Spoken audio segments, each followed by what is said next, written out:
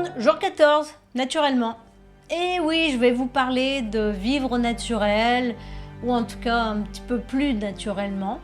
Ça ne veut pas dire que je suis contre la chimie il y en a dans la nature aussi. Là.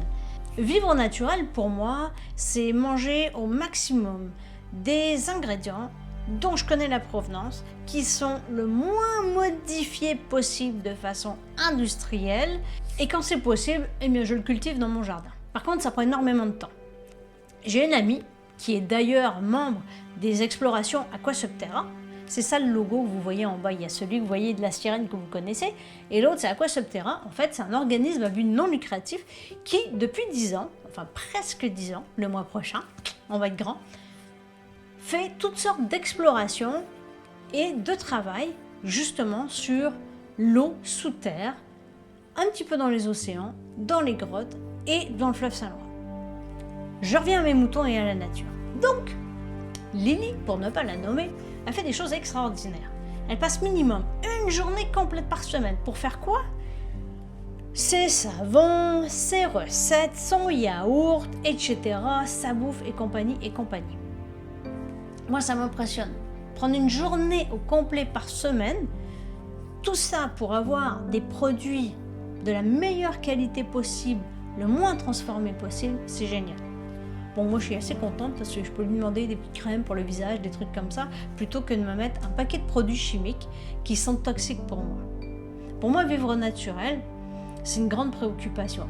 Vous savez, quand j'ai fait la traversée de Montréal, avant de faire cette traversée-là, j'ai passé plus de 6 jours à aller de Rockport jusqu'à Trois-Rivières pour aller prendre des prélèvements de sédiments et d'eau dans le fond du fleuve Saint-Laurent pour connaître quelle était la teneur en contaminants d'intérêt émergents.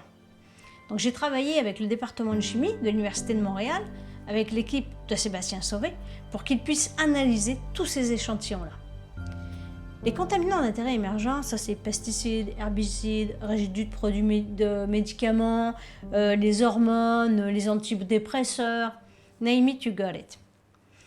Ce que je dis souvent, c'est que on pisse dans notre soupe, puis j'ai pas envie de boire les médicaments, même si on s'entend, hein, c'est comme des poussières de médicaments dans une piscine, ce qu'on peut retrouver dans notre eau. Mais c'est quand même des éléments qui n'ont rien à voir avec l'eau telle qu'on devrait la boire. En dépit des traitements qui sont faits à l'heure actuelle, jusqu'à une certaine mesure, moi, mon point de vue, c'est le moins de contamination on mettra dans notre eau, dans nos eaux usées, le moins de contamination on retrouvera en aval dans les prises d'eau qui vont alimenter les robinets de nos concitoyens un petit peu plus loin.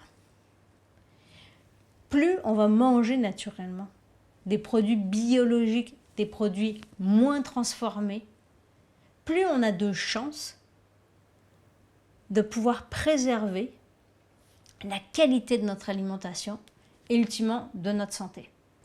Vous, c'est quoi vos trucs là pour être en santé, pour vivre en accord avec la nature? Dites-le moi, je veux savoir. Ouais, parce que je suis curieuse. Sur ce, on se voit demain pour la lettre O du jour 15. Oh, oh, oh. Non, c'est pas le Père Noël qui arrive, là, faut pas rêver. On n'y est pas encore. Ceci dit, à demain. Ciao!